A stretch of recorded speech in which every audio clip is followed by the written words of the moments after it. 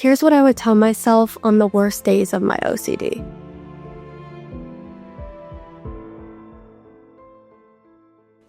Hi, I'm Alix, and I'm going to talk to you a little bit about some advice I would give myself on the days where my OCD felt really overwhelming and overpowering.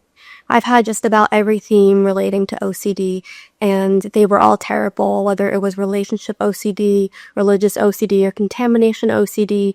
There were so many times where I felt so hopeless and that I felt I couldn't go on because of how overwhelming OCD had become in my life. There were times where I cried myself to sleep. There were so many times that I prayed for healing and prayed for peace and to be released from this struggle. I'm going to tell you a few things that I would tell myself on some of my worst days. The first thing that I would tell myself is that my feelings are valid. Now, that doesn't mean that my feelings are accurate or mean something. I just mean that my struggle is valid and that I'm not the only one who is going through this. There are so many people who also struggle with OCD and have these same feelings and thoughts. And even though my OCD can be really convincing and tell me that I'm never going to get better or that I'm always going to feel this way, that doesn't mean it's true. Those are just lies that OCD is feeding to you to try to convince you that you're never going to get better. All the fear and the doubt that you feel is valid, but it doesn't mean that they're facts and that they're the truth. The second thing I would tell myself is you don't need to solve this right now. When you have OCD, one of the biggest things that comes with it is urgency. OCD wants you to act on that urgency. So after you get an intrusive thought or an intrusive feeling, your mind goes, I need to do something now. I need to give into my compulsion now because if I don't, something bad is going to happen. And that is just not reality. OCD may be convincing, but I can tell you right now that giving into your compulsions will not make things better for you. It may relieve some anxiety short term, but it's not going to last. And the real way to recover from OCD is by not giving into those compulsions and choosing freedom and choosing to live with the uncertainty rather than give in to maybe knowing everything 100% because we're never going to know everything 100%. Nothing in life is 100% certain, and that's just reality. Compulsions may feel so urgent and may feel so timely, but you do not have to give in to them.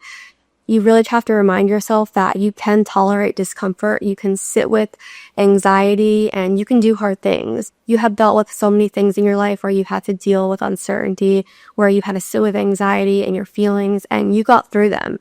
And OCD might be saying, oh, this time is different, but it's the lie that it tells you to try to get you to do the compulsion that it's trying to make you do. And the thing about OCD is, it grows when we give into compulsions. It feeds off the attention. The way to recover is to not give it attention and to sit with the discomfort that you're feeling and to wait out the feelings.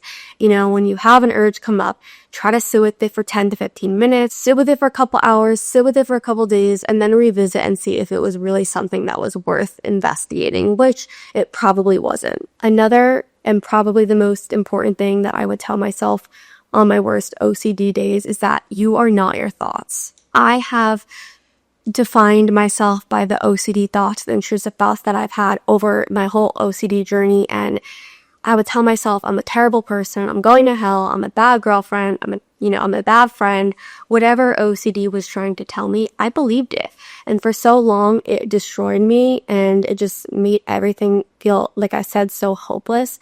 And that there was just no hope for me. I was always going to struggle with these thoughts and these feelings. But here's the thing, just because you have a thought doesn't make it true. Thoughts are not actions. I like to view them as just a result of all the stimuli that we are being fed every day, what we read, what we listen to, what we scroll to on social media.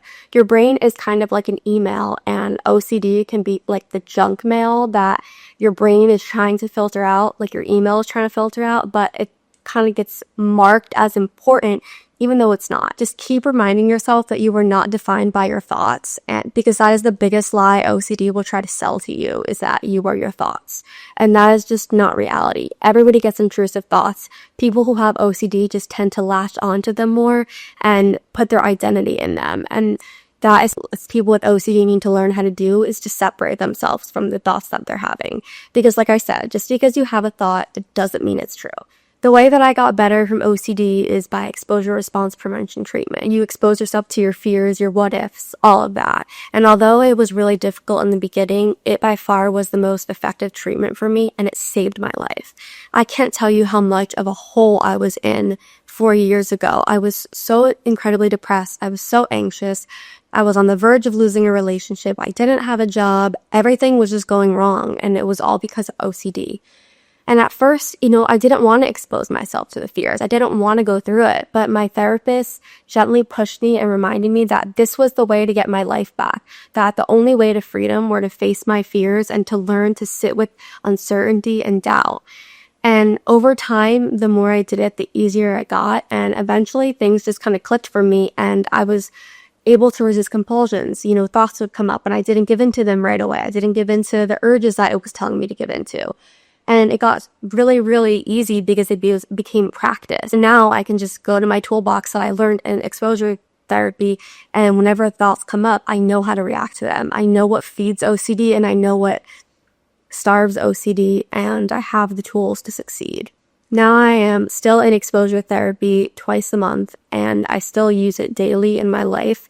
And it has taught me so many life skills because uncertainty is such a big part of life, and my exposure therapy really helped me learn to make peace with that and surrender to that, and that I don't need to know everything. And it has just been a really amazing experience finding freedom. If you are struggling with similar thoughts or feelings, I really encourage you to go to NOCD.com.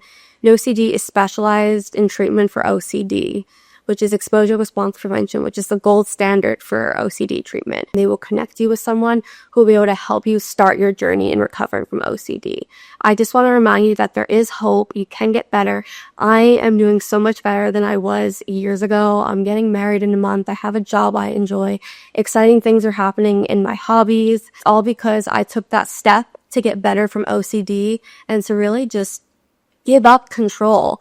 And I have found so much peace and freedom in that. And I just want to remind you that there is life after OCD. You can get better. There's healing, there's recovery, and you can live a life that is filled with freedom rather than being controlled by OCD. I hope this video was helpful. Thanks for watching. Bye.